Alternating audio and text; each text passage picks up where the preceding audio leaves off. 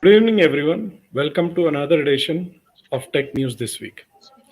Now, Microsoft is paying a whopping $68.7 billion for Activision Blizzard in an all cash deal. The previous record for Microsoft was 26.2 billion for LinkedIn way back in 2016. Now, there's another thing at play.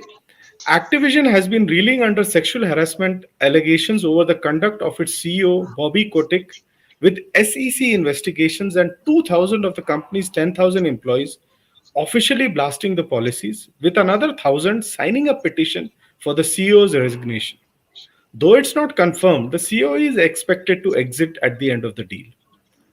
But Microsoft, which is already valued at $2 trillion, is really in a good position.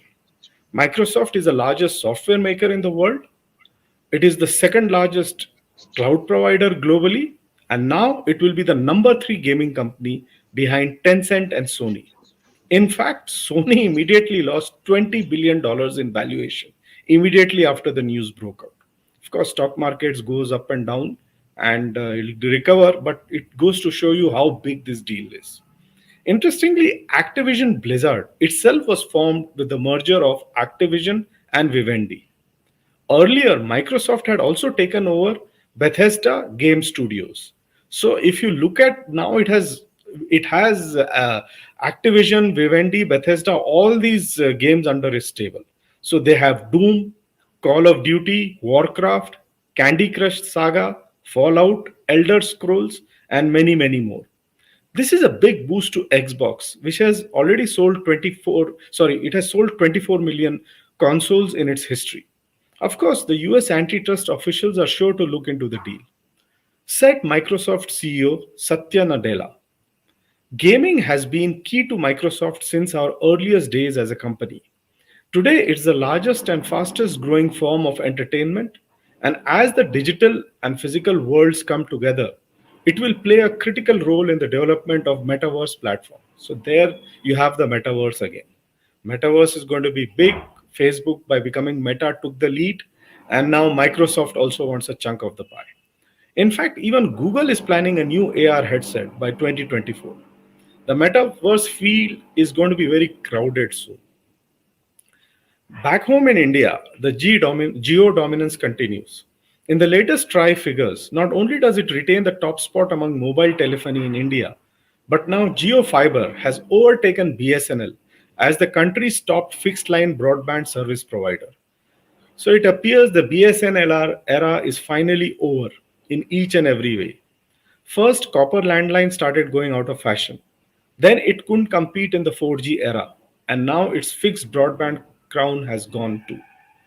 Interestingly, it's still neck and neck though between the top three. Jio Fiber has 4.3 million landline broadband connections. BSNL is 4.2 million and Airtel is 4.1 million. How's that for being close? But at this rate, Jio and Airtel will be the top two in everything, and the prospects are very dim for BSNL and Vodafone Idea. Now, according to a Gartner report, global sales of the semiconductor industry have crossed $500 billion for the first time ever in 2021.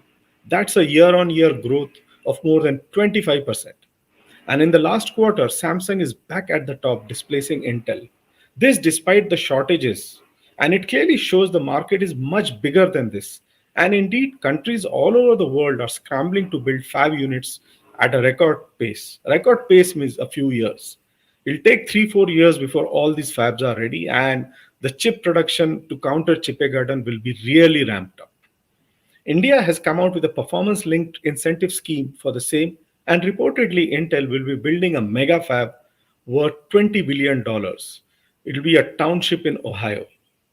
Samsung, though it's done well in the semiconductor market, has lost its smartphone crown for Q4 in 2021 to Apple after leading Q1, Q2, and Q3. Then on to NFTs or non fungible tokens. They have become the rage in the world, but mostly among celebrities, selling for millions of dollars apiece. But now you too could easily get a piece of the pie. It's Meta to the rescue.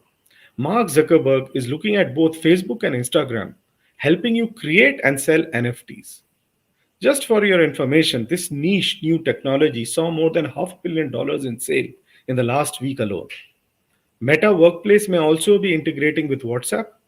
On Twitter, verified accounts will be the first to get access to an NFT profile picture. So, cryptocurrencies, NFT, and metaverse, they march on. All three are linked in Web 3.0.